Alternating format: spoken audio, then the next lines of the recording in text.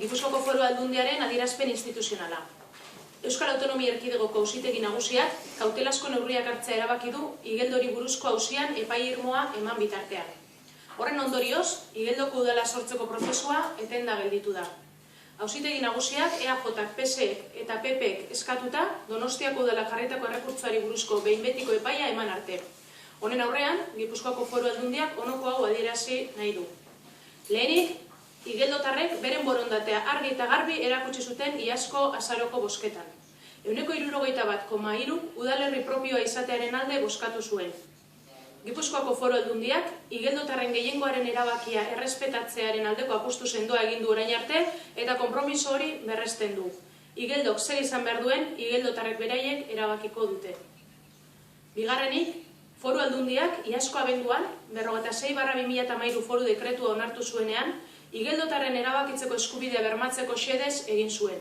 Izan ere, Foru Aldundiarentzat herritarren hitza errespetatzeak du erabateko lehentasuna. Hirugarrenik, Igeldo udalerri bihurtzeko prozesuan, Gipuzkoako Foru Aldundiak argi du legea errespetatu duela. Igeldotarren erabakia kontutan hartu du. Udalerriaren bideragarritasuna ere bai, baita foru araudia ere.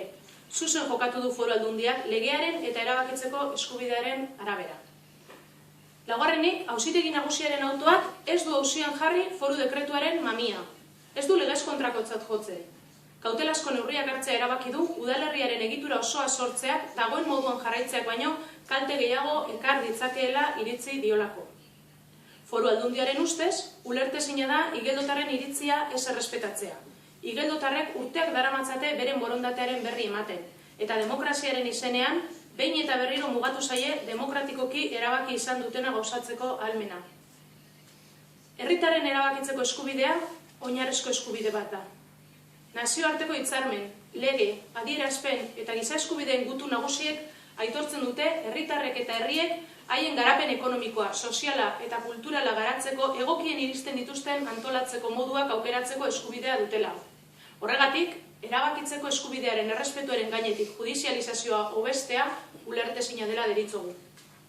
Eta azkenik, herritarren partaidetza sustatzea, herritarren iritziak eta erabakiak aintzat hartzea, herritarrek eta erakundeek elkarrekin lan egin dezaten tresnak eta bideak sustatzea da gure gobernatzeko moduaren oinarria.